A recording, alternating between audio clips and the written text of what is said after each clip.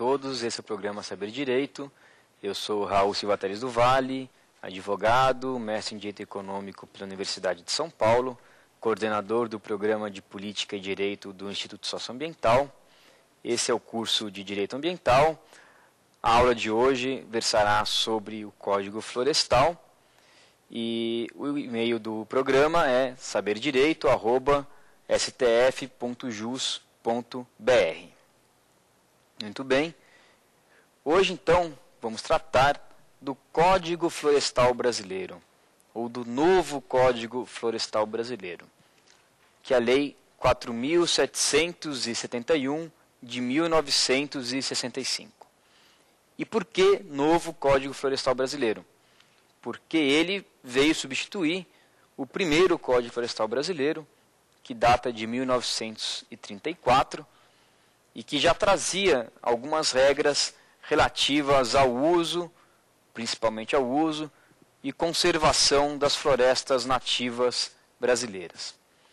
Em 65, essa lei foi modificada pela 4771 e que se estabeleceu como novo Código Florestal, que é a lei que subsiste até hoje, tendo sido, porém, profundamente alterada em alguns pontos fundamentais, não só por leis posteriores, como por uma medida provisória editada em 2001, que nós vamos conversar. Qual que é o objetivo do Código Florestal? O objetivo principal do Código Florestal de 65 é a conservação dos ecossistemas nativos brasileiros e a conservação da vegetação nativa. Portanto, frise-se bem, embora chame-se Código Florestal, ele não fala só sobre florestas. Floresta é um tipo de formação vegetal, composta normalmente por árvores, cujos dosséis, o dossel é aquela parte de cima da árvore, se encontram, tem sombra embaixo. A ideia de floresta que nós temos é isso, e é isso que é o classificado até juridicamente como floresta. Mas existe no Brasil outras formas de fitofisionomias, outras fitofisionomias vegetais, outras formas de vegetação que não são necessariamente florestais, como por exemplo o cerrado, como por exemplo a caatinga, como por exemplo os campos sulinos e outros campos gerais que existem no país. Mas essas fitofisionomias, esses ecossistemas, também estão protegidos pelo Código Florestal, que, embora se chame florestal, protege a vegetação nativa brasileira como um todo. E o que trata o Código Florestal?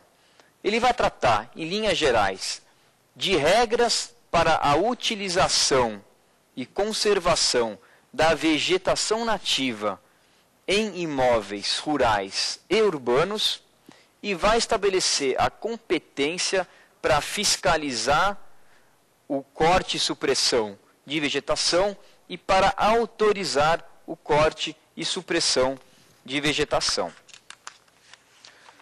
É interessante ler o artigo 1º do Código Florestal, que foi escrito em 65, esse artigo não foi modificado, que traz, a meu ver, o princípio geral que depois vai ser desenvolvido em todas as outras regras posteriores no Código. Diz o artigo 1º o seguinte: as florestas existentes no território nacional e as demais formas de vegetação, reconhecidas de utilidade as terras que revestem, são bens de interesse comum a todos os habitantes do país, exercendo-se os direitos de propriedade com as limitações que a legislação em geral e especialmente esta lei estabelecem.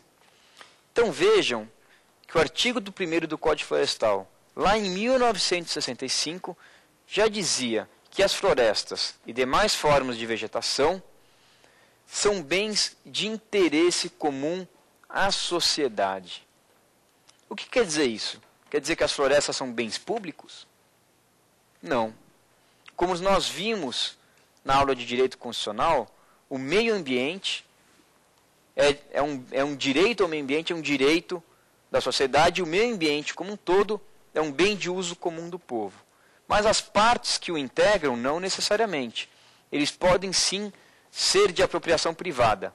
Porém, a conservação deles é de interesse social. E nesse caso, o Código Florestal, em 65, portanto, muito tempo antes da Constituição, já falava que a conservação da vegetação nativa é algo que interessa à sociedade. E, portanto, o Estado, por meio dessa lei e de outras regulamentações, estabelece limites ao proprietário privado ao uso da floresta ou da vegetação que existe na sua propriedade, no seu imóvel, e que, portanto, lhe pertence, na medida em que as florestas e as outras formas de vegetação são frutos, né, que, portanto, são acessórios. Pela regra de direito civil, o acessório segue o principal. Se aquela propriedade é particular, aquela floresta também pertence àquele proprietário, é daquele titular, mas ele vai exercer o seu direito de propriedade sobre o seu imóvel e sobre a floresta existente naquele imóvel com as limitações estabelecidas no Código Florestal e na legislação extravagante. Isso significa, como nós vimos na primeira aula, que se o proprietário descumprir as regras estabelecidas no Código Florestal, ele está descumprindo uma das funções sociais da propriedade, que é a conservação do meio ambiente. E por quê?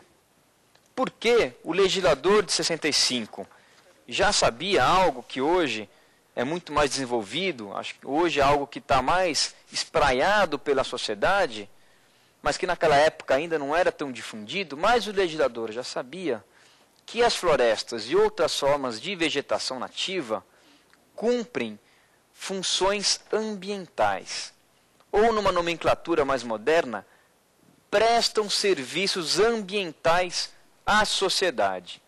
Que serviços são esses?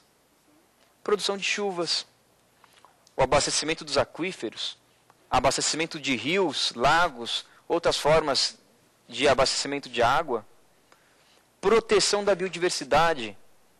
E para que serve a biodiversidade? A biodiversidade é quem vai nos dar gêneros alimentícios, grande parte ou totalidade dos gêneros alimentícios nossos vem da biodiversidade nativa. É ela quem vai nos dar os elementos para a cura de uma quantidade de doenças, desde gripe, resfriados, a tuberculose, doenças mais graves. É na pesquisa dos elementos naturais que se consegue chegar nos remédios. É a biodiversidade nativa que, por exemplo, oferece um serviço fundamental à nossa sobrevivência, fundamental à vida humana, mas que nós pouco vemos isso, nós poucos nos damos conta disso, que é a polinização. A agricultura só existe se tiver agentes polinizadores, senão as plantas não se reproduzem, grande parte delas.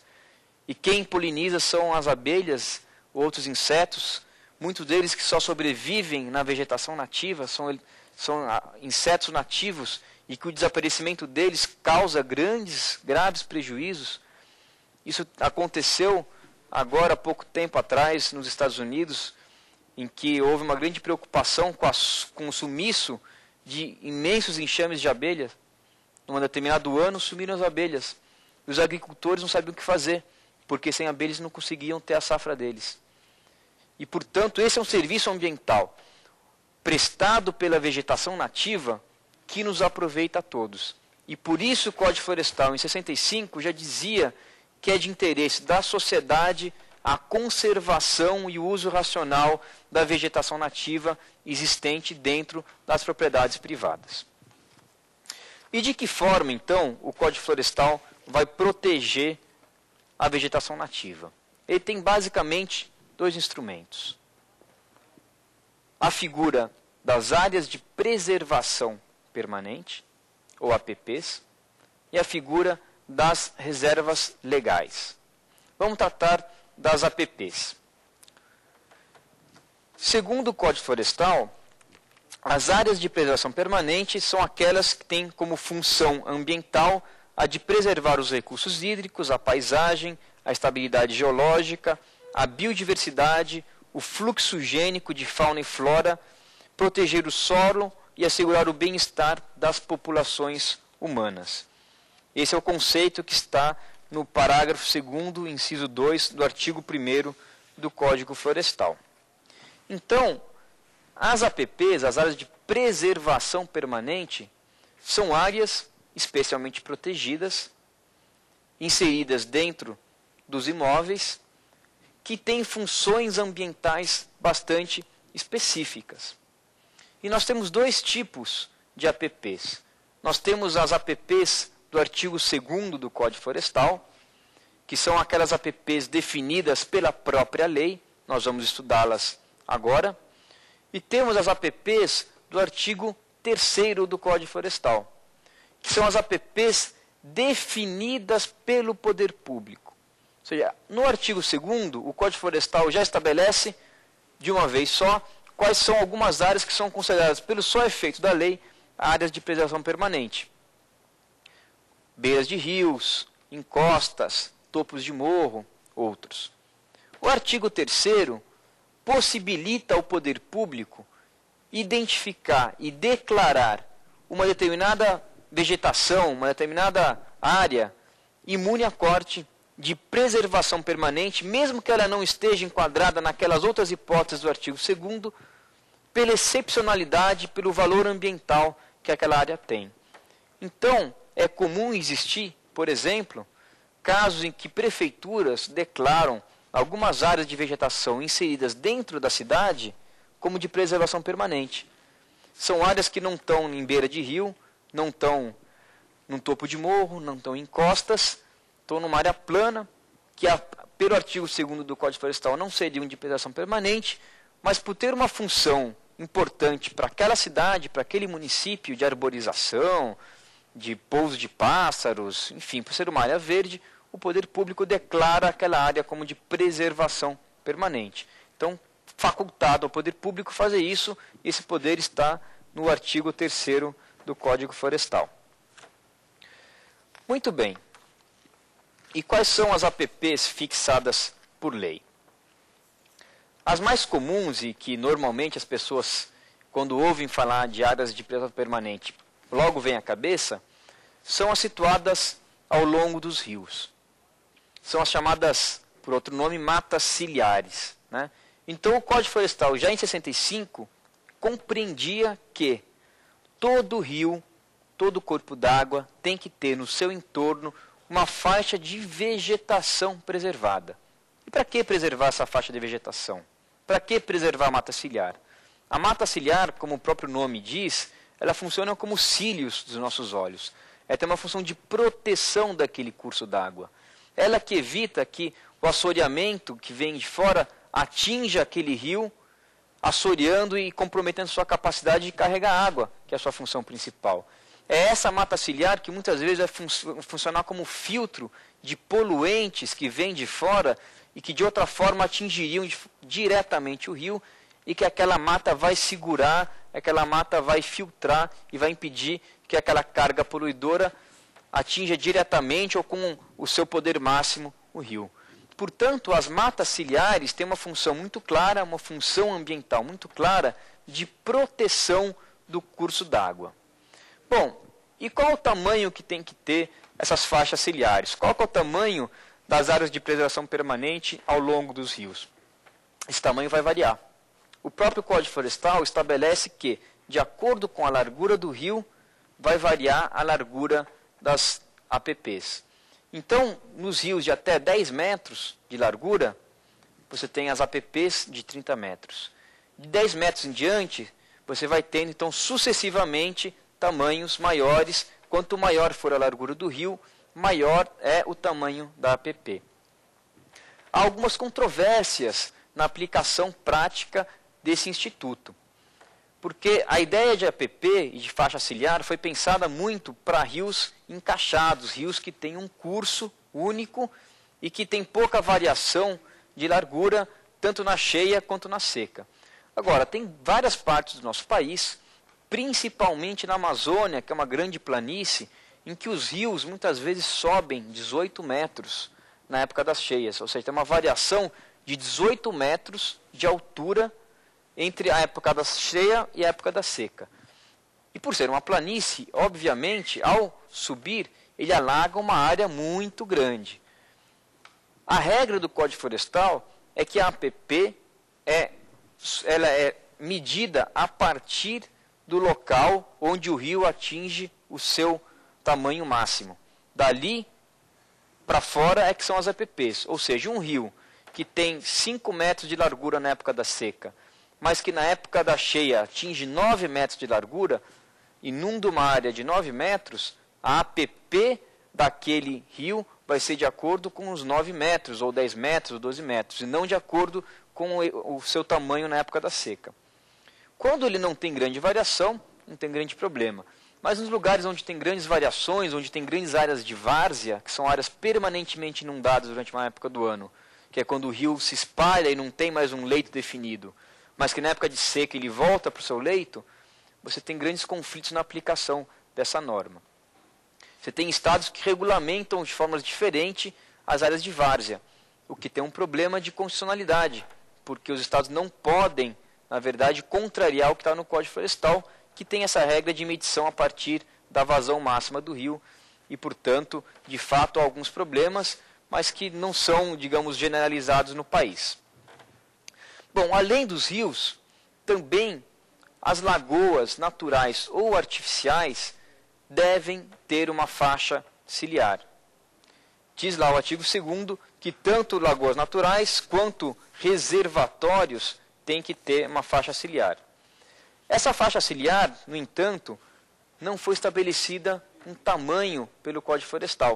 O Código Florestal diz simplesmente que tem que ter essa faixa ciliar. Mas qual que é o tamanho? Bom, em função dessa omissão da lei, o CONAMA, em 2002, editou uma resolução regulamentando o tamanho dessa faixa ciliar, que é a resolução 302 de 2002, em que ele estabelece também larguras diferentes de acordo com o tamanho do espelho d'água. Então, é o mesmo princípio, quanto menor a lagoa, quanto menor o reservatório, menor vai ser a faixa ciliar, e quanto maior, maior vai ser essa faixa. Bom, essa faixa do entorno de reservatórios também tem uma função clara, portanto, proteção da água, é a mesma função. Há outras APPs que não estão no entorno da água, mas que também têm uma função relativa à água. Por exemplo, as APPs de topo de morro. Diz o Código Florestal que os topos de morro e os topos de montanhas, aquela parte de cima, o cocuruto da montanha, tem que ser preservado, ou seja, a vegetação ali existente tem que ser preservada. E por que vou preservar o topo de morro? Porque exatamente nessas áreas que são as principais recargas dos aquíferos. Ou seja, são os topos de morro, junto com o vale lá embaixo, que absorve a maior parte das águas da chuva, que vão infiltrar, vão alimentar o lençol freático, que vai criar o rio, que vai abastecer a todos nós. Portanto, ao preservar a vegetação dos topos de morro, quis o Código Florestal preservar as principais áreas de recarga de aquífero e, portanto, essa APP também tem uma função ambiental de, digamos, de conservação ou de produção de água. Mas não é só no topo de morro que tem que ter vegetação nativa. As encostas de morro com mais do que 45 graus de declividade também são consideradas áreas de preservação permanente. Mas qual que é a função da vegetação nesse caso? A função é evitar a erosão. A função é evitar o deslizamento dessa encosta. Uma encosta de 45 graus, todos nós que andemos numa encosta com essa inclinação, vamos ver que é uma encosta bastante inclinada. E que, portanto, sujeita em épocas de chuva, principalmente, as intempéries do tempo, a deslizamentos. Todos os anos, né, quando na época de chuva, quando nós vamos ver a televisão, nós vemos casos repetidos, né, de ocupações, por exemplo, de favelas ou de outros bairros, em encostas, em morros, e que quando chove, desbarranca, soterra a casa, morre pessoas, enfim, sempre tem desastres. Por quê? Porque a vegetação que existia aí foi retirada e o controle geológico que essa vegetação prestava deixou de ser exercido. E, portanto, quando vem a chuva, aquele morro vem abaixo. Então, lá em 65, e na verdade isso remonta ao Código de 34, o legislador já sabia que retirar essa vegetação significa desastres, significa perda de controle geológico. Então, essa é uma vegetação que tem como função, basicamente, estabilidade geológica. assim como a vegetação fixadora de dunas, que pelo Código Florestal também é área de preservação permanente. E essa é claramente uma vegetação não florestal. Quem conhece a praia e já viu as dunas, sabe que nas dunas tem uma vegetação geralmente rasteira, quase que uma gramínea que se espalha com algumas folhas, no máximo uma vegetação arbustiva. Mas essa vegetação, que muita gente não dá nada, acha que não tem nenhuma função ecológica, ambiental, tem uma função super importante, que é segurar aquela duna ali. Tem casos de cidades inteiras ou vilas inteiras que têm que ser removidas porque foram construídas em cima de dunas e retiraram essa vegetação. E ao retirar essa vegetação, essas dunas começaram a se mover e a encobrir essas cidades. Um caso muito famoso são as dunas de Itaúnas, no Espírito Santo, em que teve que ser removida parte da cidade antiga porque foi coberta pelas areias. Essas dunas também, portanto, têm uma função de controle geológico super importante. Assim como, também, para falar da praia, os manguezais. Os manguezais, para quem não sabe, são formados com aquelas vegetações, que ela é uma floresta, é quase que uma floresta o manguezal, que é formado na intersecção entre o rio e a praia e o mar. Ou seja, quando tem rios que desembocam no mar, essa água salobra forma a condição ambiental necessária para que se forme essa vegetação conhecida como manguezal, que é uma vegetação riquíssima em biodiversidade, fundamental para a conservação e para a reprodução da vida aquática e fundamental também para a manutenção da linha de costa. Tem uma função de delimitar a área entre praia e mar, e que muitas vezes, retirando esse manguezal, começa a ocorrer erosão do mar por sobre o continente, porque essa vegetação foi retirada, ela tinha essa função de controle da entrada do mar. Então também é uma área considerada de preservação permanente, mas que também, infelizmente, em muitos casos, vem sendo suprimida. Em muitos casos, os manguezais, antigamente, e o Rio de Janeiro é uma cidade que é um exemplo disso, eram tidos como áreas fétidas, áreas sujas, porque normalmente o solo dele é um solo bastante poroso, com muita matéria orgânica em decomposição, que abriga muitas espécies de insetos e que tem, inclusive, um cheiro bastante desagradável, porque essa matéria em decomposição cria esse cheiro.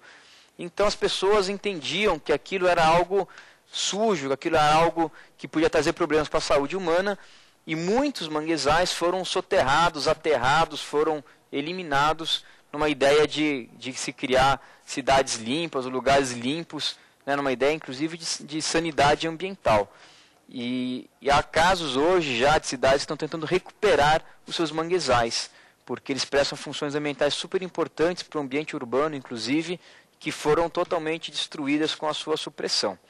Então os manguezais são talvez das áreas de preservação permanente mais afetadas hoje no país, porque são exatamente o lugar onde os grandes resorts, onde as casas de praia, as casas de veraneio se instalam, onde as cidades se instalam, e portanto eles são rapidamente eliminados.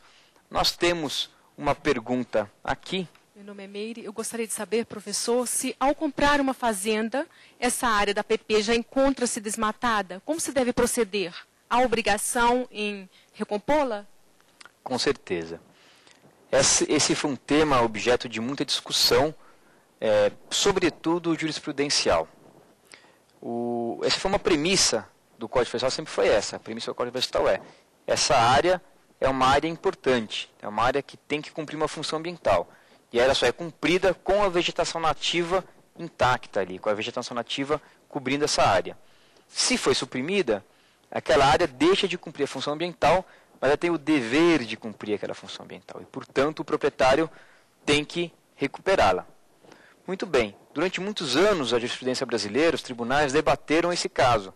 Será que, se alguém adquire uma área já desmatada e que, portanto, aquele proprietário não foi o responsável pelo desmatamento, ele tem a obrigação de recuperar?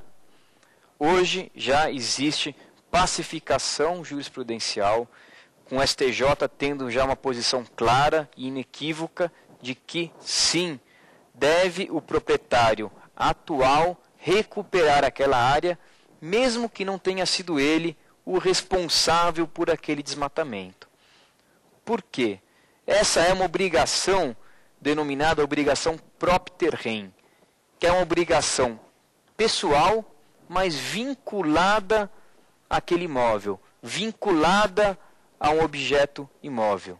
Então, qualquer que seja o titular daquela área, que não tem mais a vegetação nativa que deveria estar ali, aquele titular, mesmo não tendo sido responsável pela sua retirada, pode ser sim responsabilizado civil e administrativamente pela recuperação daquela área. Pode ser obrigado a recuperá-la. Isso significa o quê? Que essa obrigação é válida e que esse proprietário, se quiser, pode eventualmente até acionar o proprietário anterior ou quem quer que tenha desmatado aquela área.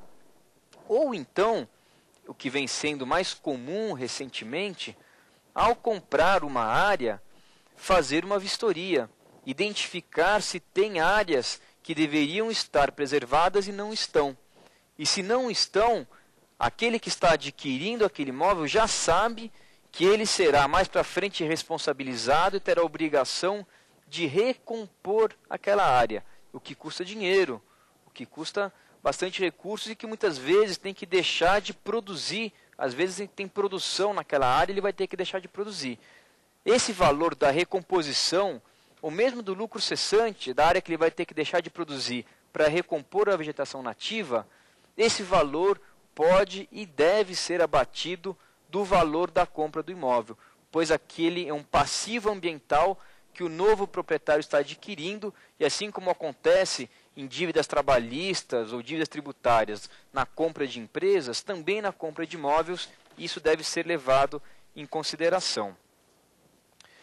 Mas bom, então, tendo a obrigação de recuperar, fica a questão também seguinte: a área de preservação, ela é de preservação total, ou seja, é uma área que não se pode mexer, é uma área intocável, ou ela é uma área em que sim pode ter atividades. E dito de outra forma também, não é possível instalar nenhuma obra, nenhuma atividade, não é possível, sob nenhuma razão, desmatar uma área de preservação permanente? A resposta é não. Sim, é possível desmatar, mas dentro de algumas hipóteses previamente estabelecidas na lei. Então, o Código Florestal diz que o uso e supressão de vegetação nativa existente em APP pode ser autorizado pelo órgão ambiental competente em casos de interesse social e utilidade pública. E que casos são esses? O próprio Código Florestal estabelece. Então, no artigo 1º, parágrafo 2º, inciso 5º, o Código Florestal vai estabelecer os casos de interesse social que vão justificar a supressão de vegetação em APP. Uma dessas hipóteses são as atividades agroflorestais da pequena propriedade rural. Diz ele, literalmente, o seguinte: são casos de interesse social. As atividades de manejo agroflorestal sustentável praticadas na pequena propriedade ou posse rural familiar que não descaracterizem a cobertura vegetal e não prejudiquem a função ambiental da área. O que é uma prática agroflorestal? É uma técnica de cultivo de alimentos em que o agricultor vai mesclando espécies arbóreas e não arbóreas numa sucessão ecológica em que essa produção, essa roça, essa horta dele vai atingir depois de alguns anos um extrato arbóreo, um extrato de floresta ou o que quer que seja a vegetação nativa daquela região. Mas que então ele pode, durante esse tempo e mesmo depois, ir retirando alimentos e espécies úteis, mesmo que não sejam alimentares, madeira ou outras espécies necessárias dessa área de preservação permanente.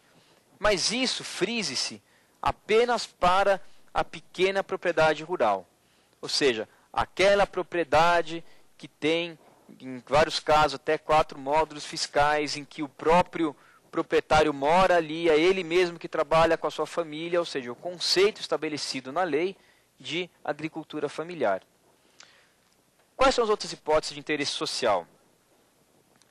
As atividades imprescindíveis à proteção da integridade da vegetação nativa, tais como prevenção, combate e controle do fogo, controle de erosão, erradicação de invasoras e proteção de plantios com espécies nativas, conforme a resolução do CONAMA.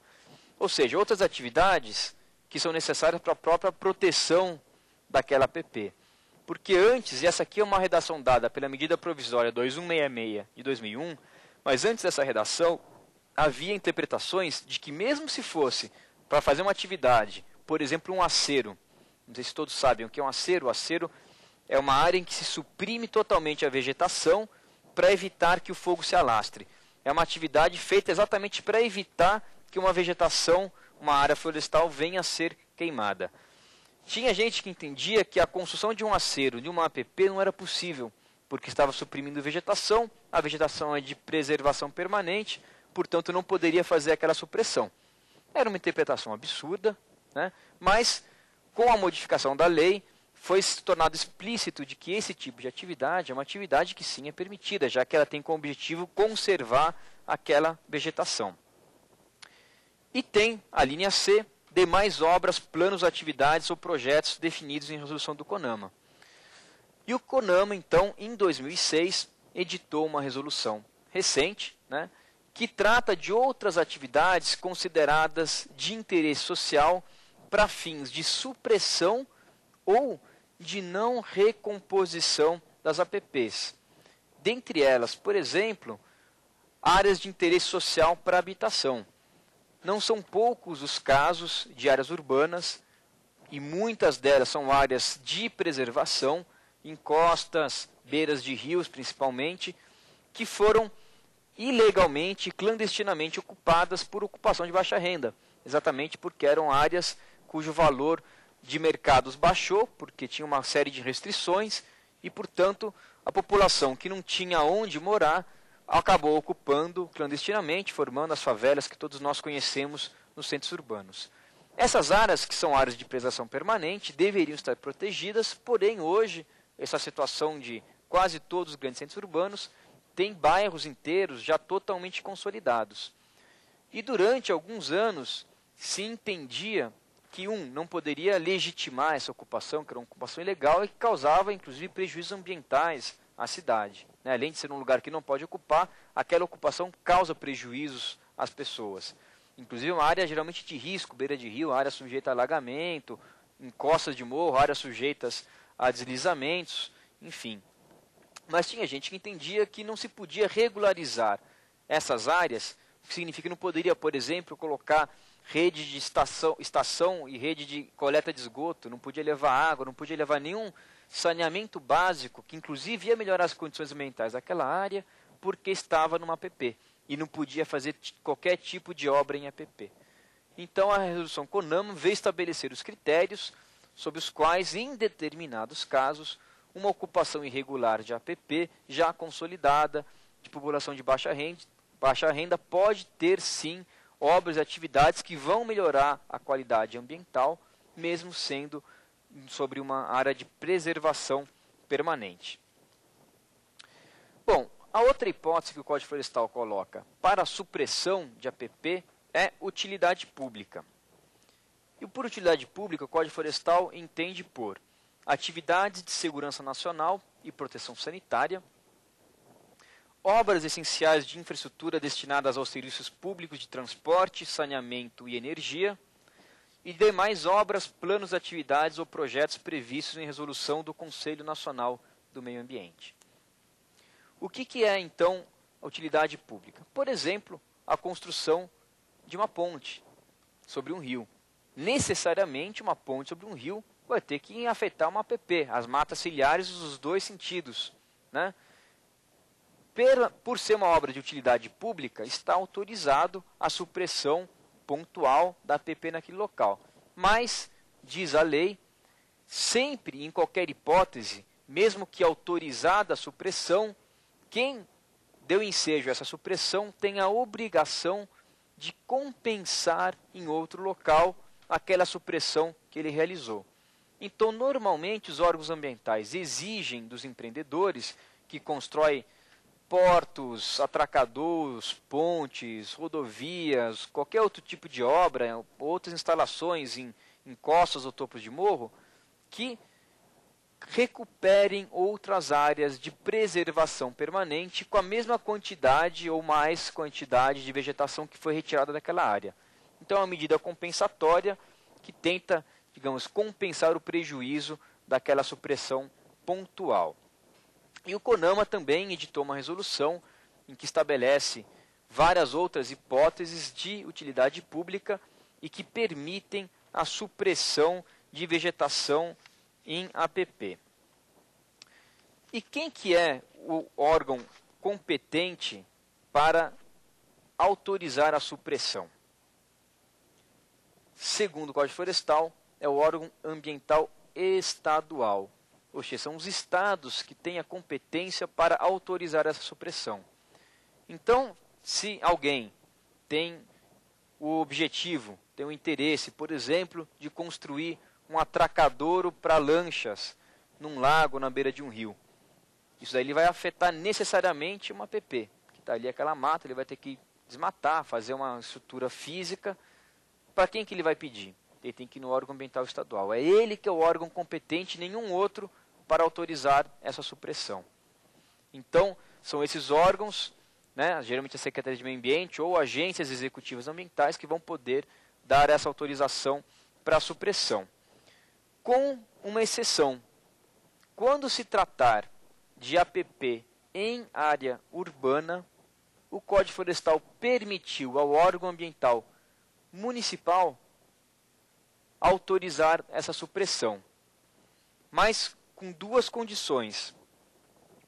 Desde que ele tenha um órgão ambiental com capacidade técnica para fazer isso, ou seja, que tenha uma Secretaria Municipal de Meio Ambiente ou uma autarquia municipal para cuidar do meio ambiente, e desde que tenha um Conselho Municipal de Meio Ambiente de caráter participativo, ou seja, que tenha a sociedade civil participando, e deliberativo, com poder de deliberar, ou seja, em que esse licenciamento, em que essa autorização de supressão passe por esse órgão para autorizar aquela supressão.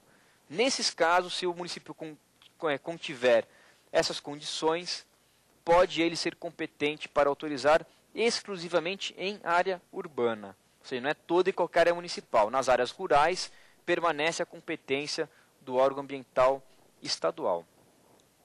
Está tudo certo, gente, até agora?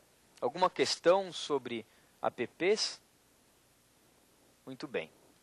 Vamos então entrar no conceito de reserva legal, que é o outro instrumento do Código Florestal para a conservação da vegetação nativa.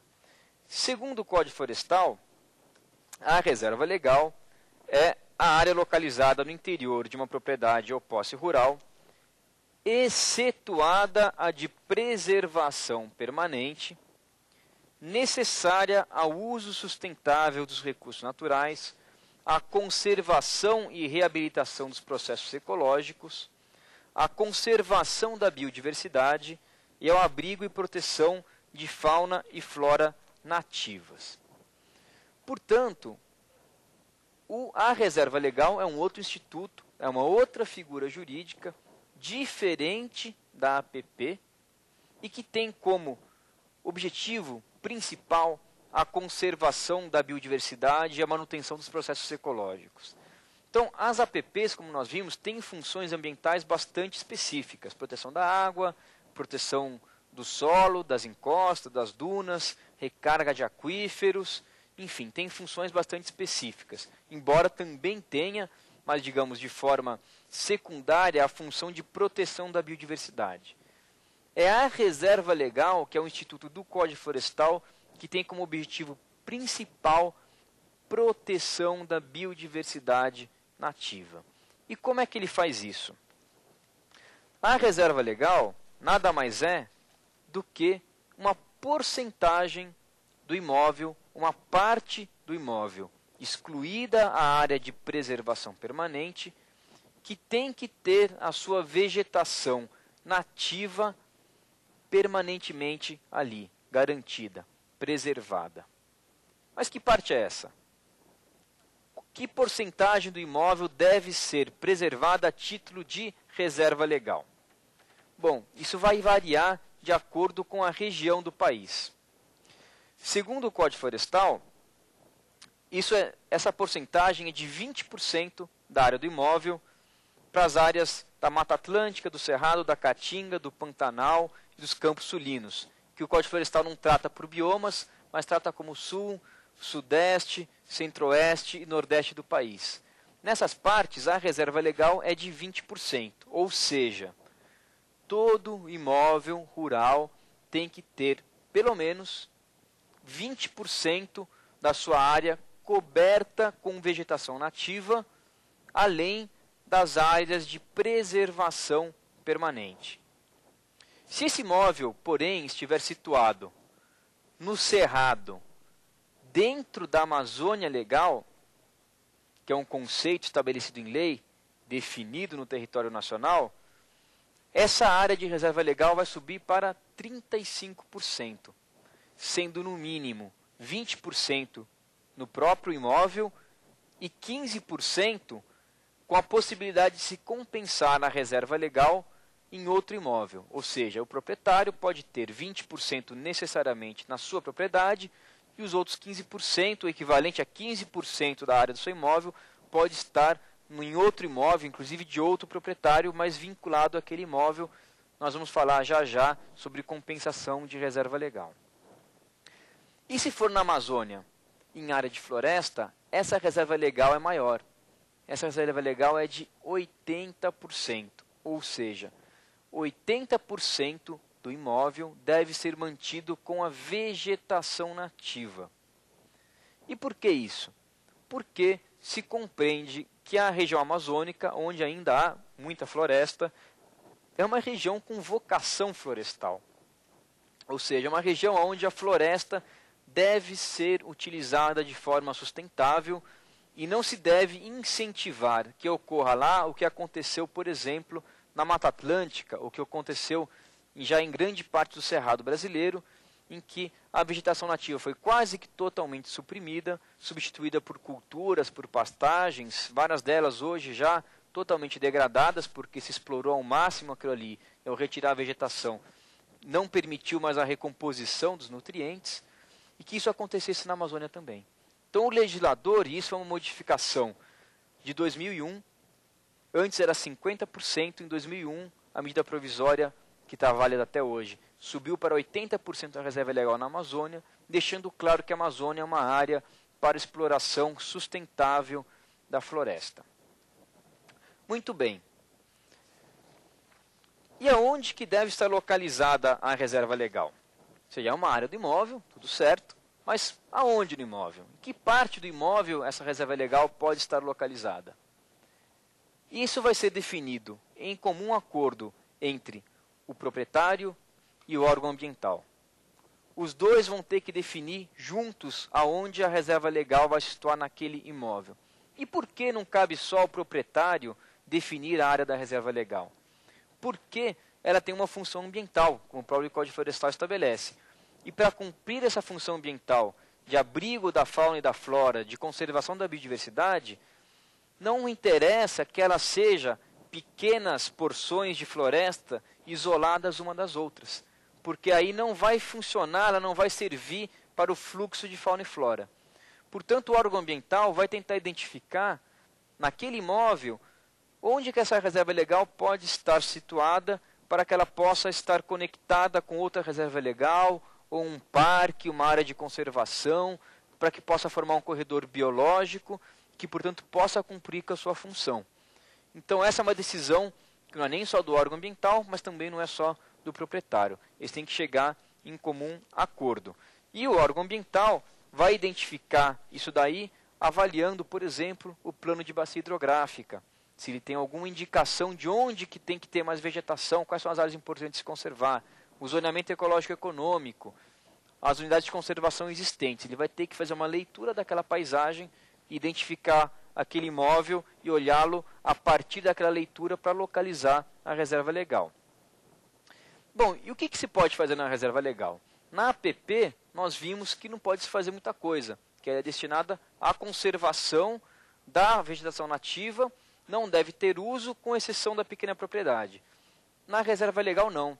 A reserva legal, segundo o Código Florestal, pode ter manejo da vegetação, ou seja, pode-se fazer exploração seletiva de madeira, de outros produtos florestais ou não florestais. O que não pode se fazer na reserva legal é o chamado corte raso, derrubar aquela área para plantar uma safra agrícola, ou para colocar pastagem, ou para colocar qualquer outra coisa. É que ela tem que ser preservada enquanto formação de vegetação nativa, mas pode ter uso econômico. Para a Amazônia, isso é super importante, porque é na reserva legal onde o proprietário vai poder fazer o manejo de madeira ou de outros produtos não madeireiros florestais. E quem é o órgão competente para autorizar o uso da reserva legal? Ou ele é livre? Ele não é livre. Se quiser fazer manejo econômico de espécies florestais ou não florestais, madeireiras ou não madeireiras da reserva legal, é necessário pedir autorização para o órgão ambiental estadual competente. Essa era uma competência do IBAMA até pouco tempo atrás. Em 2006 veio uma lei, a Lei de Gestão de Florestas Públicas, que passou essa competência para o órgão ambiental estadual. E, portanto, hoje é o órgão estadual quem pode autorizar não só o uso, como qualquer tipo de supressão na área de reserva legal. Bom, mas assim como tem com a APP, e se a reserva legal foi desmatada? O que acontece? Primeira questão, o proprietário atual, que não foi responsável pelo desmatamento, tem obrigação de recompor a reserva legal? Sim, tem obrigação de recompor a reserva legal. Isso também já foi pacificado na jurisprudência e hoje tem uma posição unânime e inequívoca do STJ nesse sentido. 2. Mas como recuperar? Bom, ele vai ter 3 possibilidades. A primeira possibilidade é recompor a reserva legal, que significa replantar. Que ele vai ter que então comprar mudas, sementes, vai ter que contratar mão de obra, vai ter que ter um trabalho técnico de naquela área replantar para tentar reconstituir a vegetação original.